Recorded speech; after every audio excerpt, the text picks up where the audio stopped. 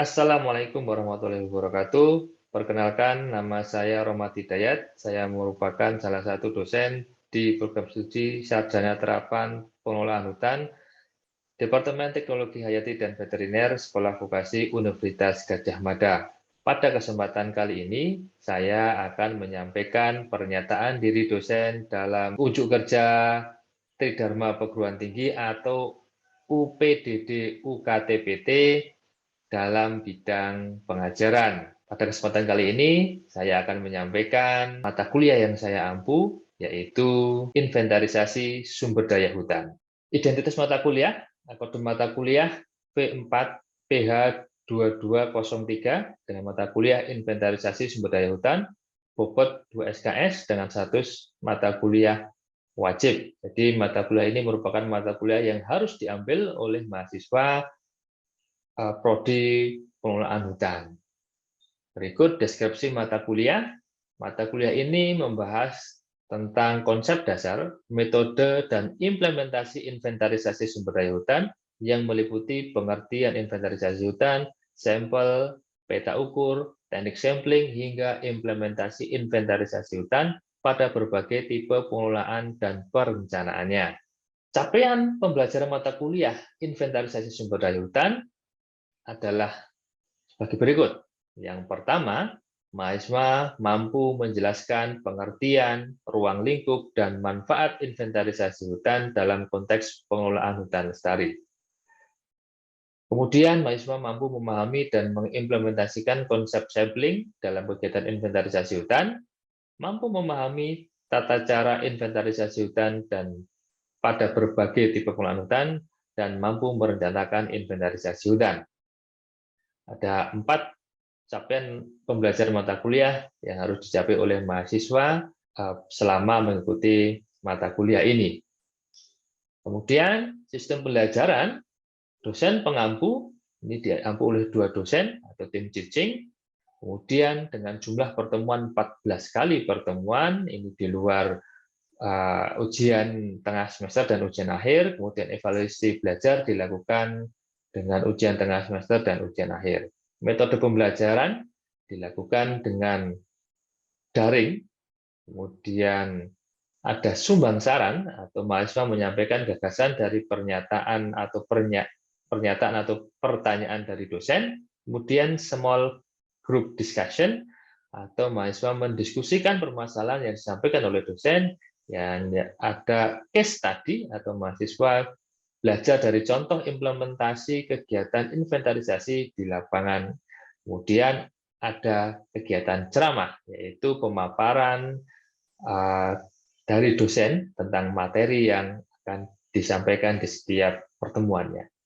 Media pembelajaran yang digunakan adalah PowerPoint, Zoom Meeting, Kahoot, dan Mentimeter. Kemudian materi pembelajaran inventarisasi hutan, inventarisasi sumber daya hutan, ini dibagi dalam dua bagian besar.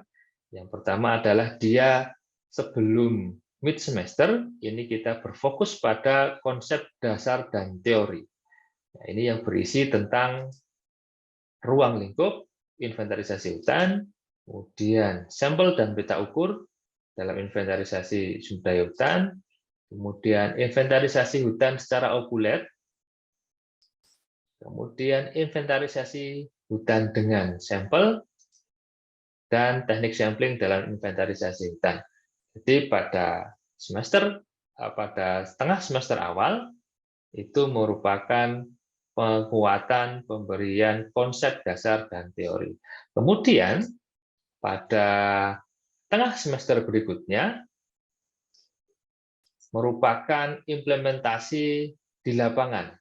Jadi teori yang disampaikan pada tengah semester awal itu akan disampaikan bagaimana implementasi di lapangan pada tengah semester yang selanjutnya, atau semester yang kedua, dengan materi inventarisasi di perum perhutani, kemudian inventarisasi di hutan alam tropika yang dibagi dalam IHMB dan ITSP, kemudian inventarisasi di hutan tanaman industri.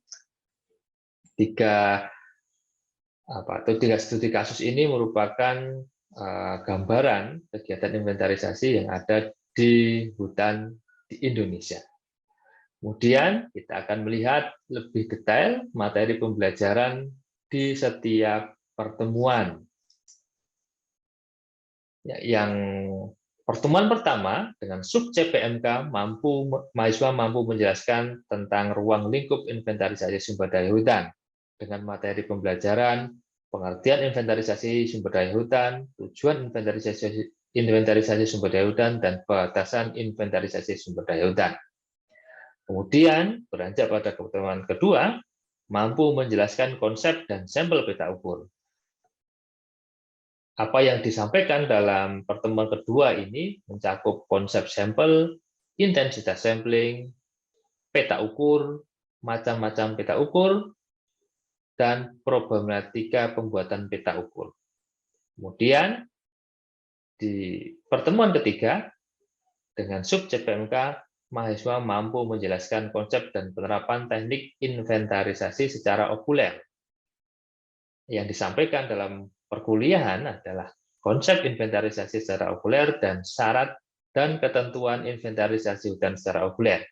Kemudian pada minggu keempat, mahasiswa sub CPMK adalah mahasiswa mampu menjelaskan konsep sampling, intensitas sampling, kecermatan, dan sampling error.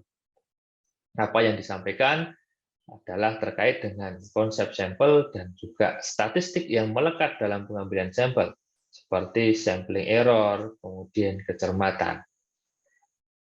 Baik, selanjutnya,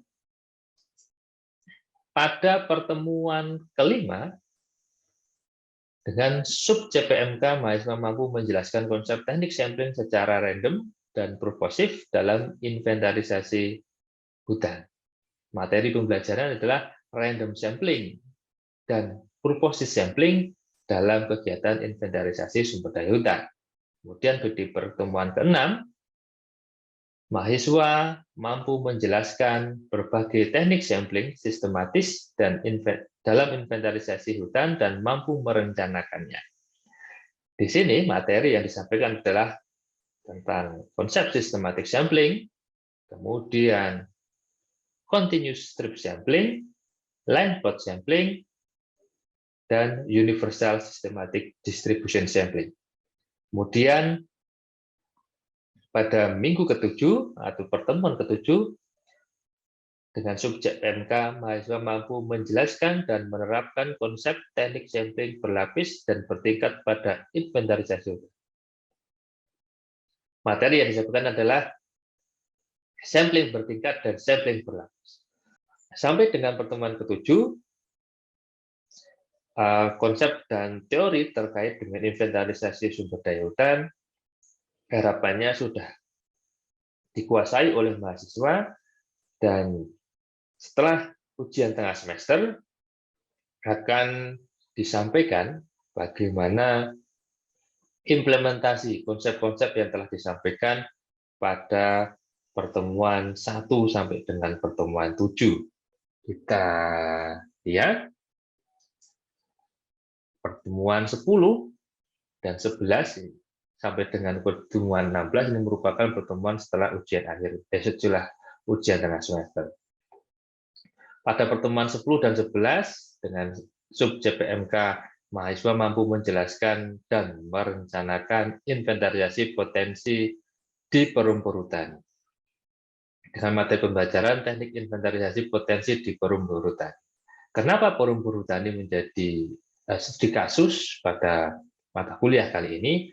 Karena inventarisasi potensi di perumpur hutan ini merupakan kegiatan inventarisasi yang paling mapan, ya, yang sudah dilakukan oleh perumpur hutani sejak sebelum kemerdekaan. Jadi pengelolaan hutan di perumpur hutani ini sudah berlangsung cukup lama dan cukup mapan, sehingga ini merupakan contoh kasus yang sangat baik bagi mahasiswa untuk bisa mempelajari kegiatan inventarisasi sumber daya hutan. Kemudian pada pertemuan 12, 13, dan 14, mahasiswa Sub CPMK adalah mahasiswa mampu menjelaskan dan merencanakan inventarisasi potensi di hutan alam tropika basah dengan materi pembelajaran inventarisasi hutan menyeluruh berkala atau IHMB dan inventarisasi tegakan sebelum penebangan.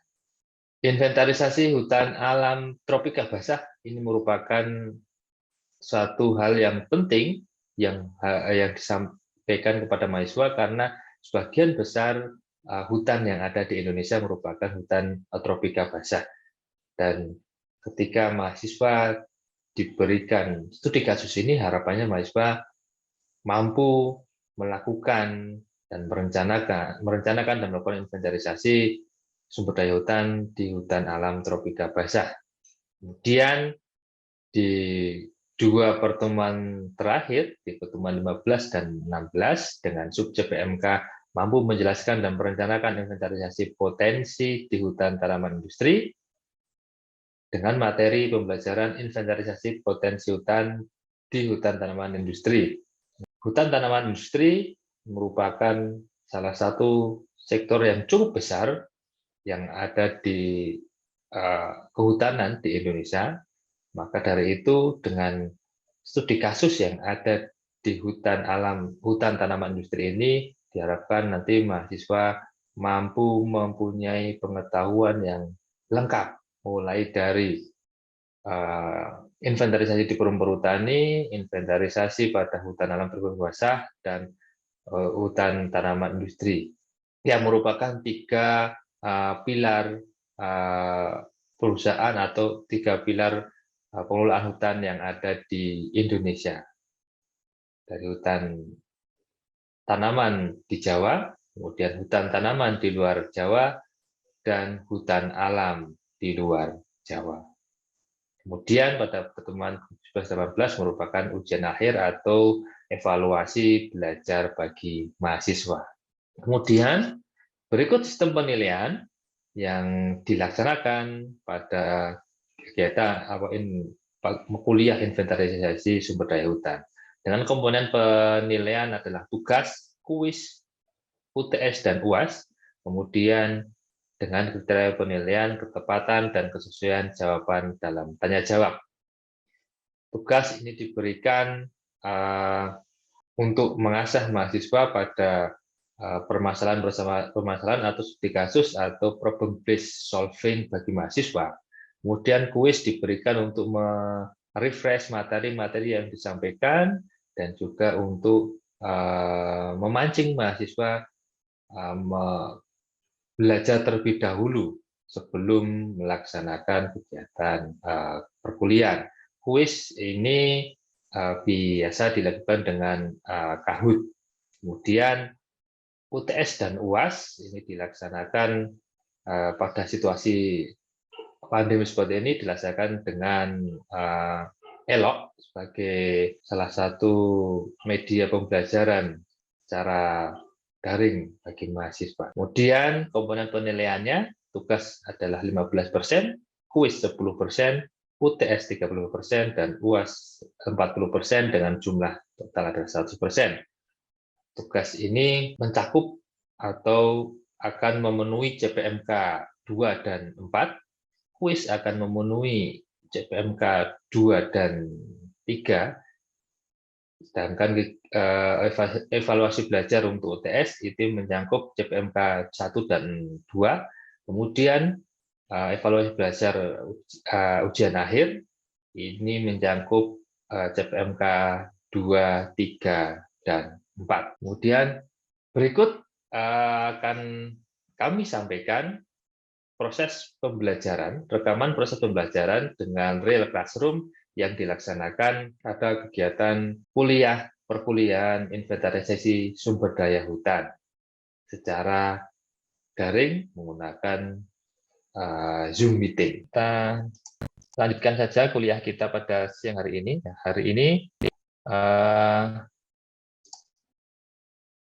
kita akan membahas tentang inventarisasi tegakan sebelum penebangan. Nah, inventarisasi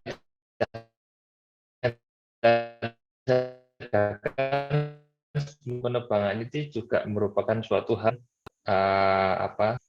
besar dalam kegiatan pengelolaan hutan, terutama untuk menjamin kelestarian hutan dan juga menjamin kelestarian ekosistem, karena inventarisasi tegakan sebelum penebangan ini akan digunakan sebagai dasar untuk menentukan rencana pemanenan hutan. Nah, itu ya. Nah, rencana pemanenan hutan ini nanti akan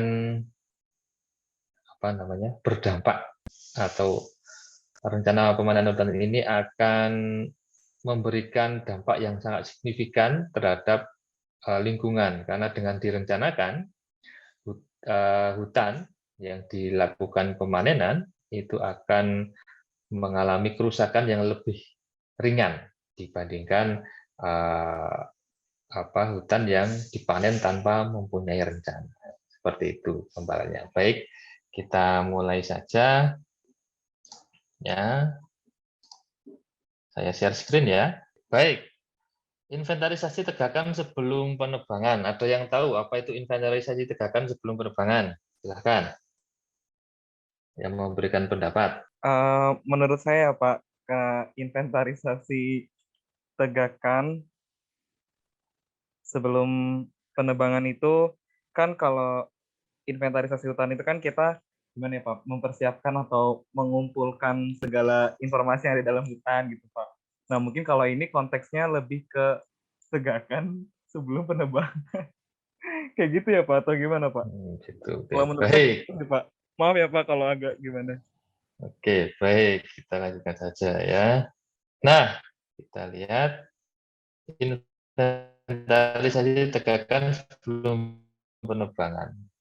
Nah, ini merupakan kegiatan pengumpulan data dan informasi tegakan hutan sebelum dilakukan kegiatan penebangan atau sebelum dilakukan kegiatan pemanenan. Nah, kalau kemarin Anda belajar tentang inventarisasi IHMB gitu ya. Nah, IHMB itu untuk mencari potensi hutan secara menyeluruh untuk seluruh kawasan hutan. Ya.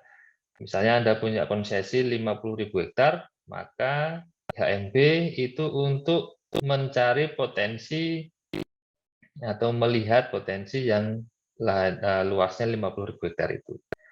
Nah, namun demikian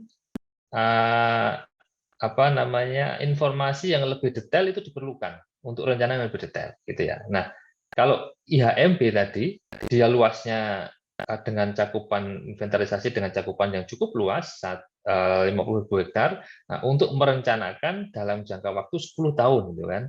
Nah, hasil IHMB adalah nanti potensi yang akan digunakan untuk membuat rencana karya usaha RKU sebuah perusahaan dalam jangka waktu 10 tahun.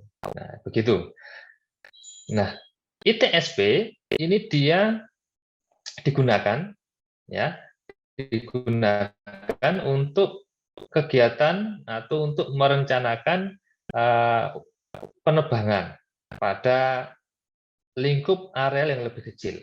Nah, kalau IHMB itu satu kawasan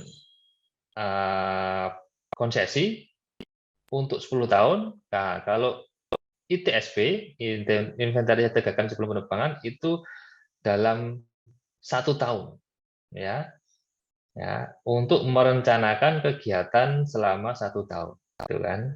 Nah, itu.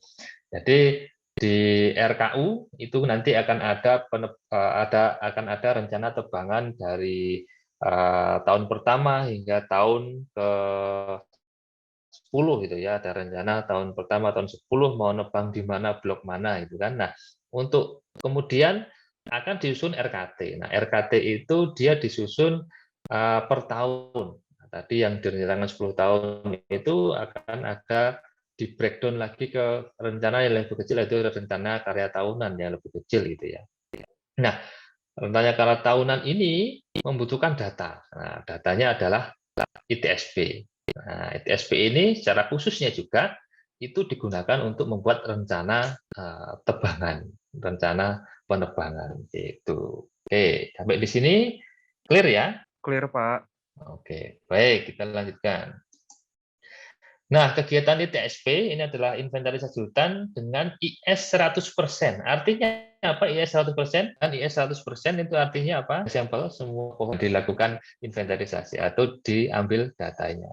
Nah, itu nanti yang data yang harus Anda ambil adalah ini Anda melakukan pohon yang direncanakan akan ditebang dan kemudian itu nanti ditempeli dengan quick response atau QR code gitu ya. Kemudian ada pohon induk, pohon inti, dan pohon yang dilindungi. Jadi semua pohon yang Anda catat nanti dilabeli. Mana yang nanti pohon akan menjadi yang direncanakan ditebang, pohon induk, pohon inti, dan pohon yang dilindungi. Kemudian mencatat koordinat pohon. Nah, koordinat pohon ini dicatat untuk nanti membuat peta pohon.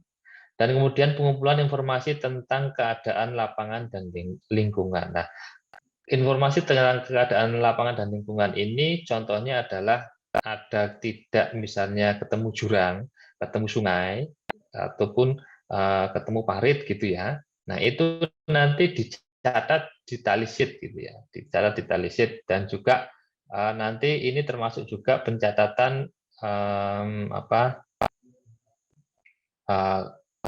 topografi, artinya data-data topografi ketinggian tempat, nanti ada apa namanya beda tinggi dan sebagainya itu juga dicatat untuk nanti membuat peta pohon seperti itu.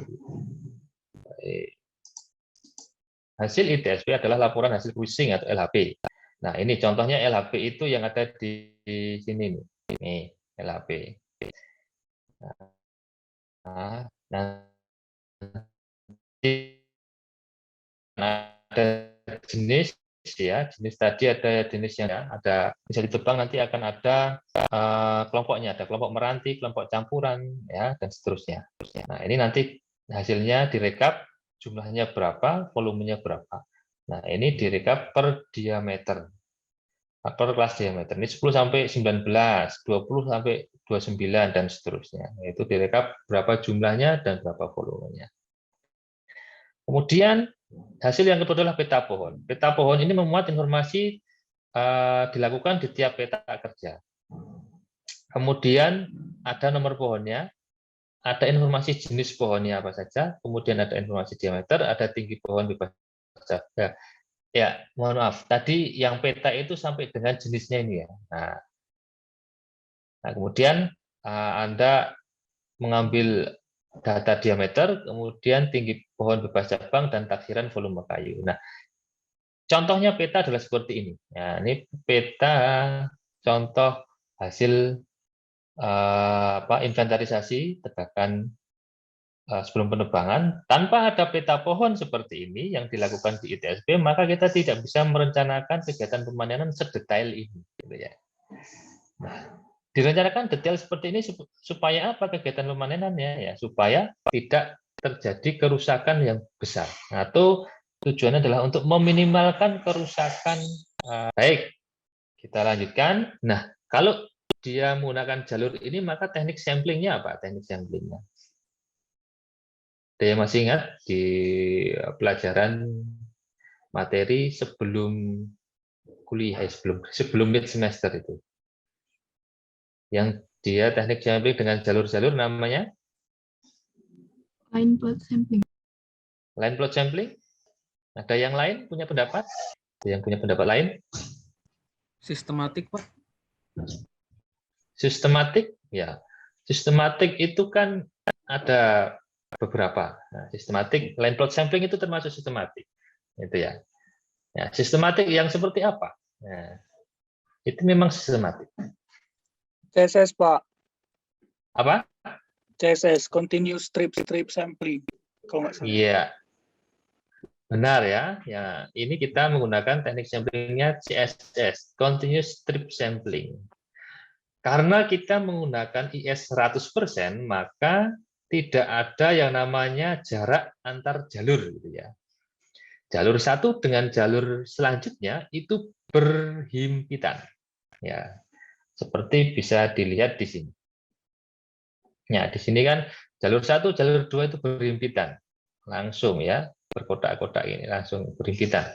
Sehingga nanti akan membagi habis seluruh kawasan atau seluruh peta yang akan dilaksanakan inventarisasi. Oke, sampai di sini ada yang ditanyakan? Iya Pak, ini saya ada pertanyaan Pak. Oke, baik. Ada dua Pak. Pertama, saya Mm-mm. boleh minta diulangin nggak Pak yang tadi IS 100% itu di saya terputus Pak. Sama Oke. yang kedua itu tadi saya bentar-bentar Pak, lagi di scroll. Oh ya, yang kedua itu saya tertarik bertanya terkait dengan pelaksanaan ITSP Pak. Kan tadi disebutin ya kalau misalnya pelaksanaan ITSP itu kan maksimal 2 tahun sebelum penerbangan. Terus sebelumnya juga pas awal itu kan Bapak itu nyinggung kalau ITSP itu kan direncanakannya itu setiap tahunan gitu Pak kegiatannya gitu kan, karena di bawahnya IHMB. Nah, pertanyaan saya, jika seandainya kita nih mau melakukan penerbangan nih, misalnya di tahun 2021 sama di tahun 2022.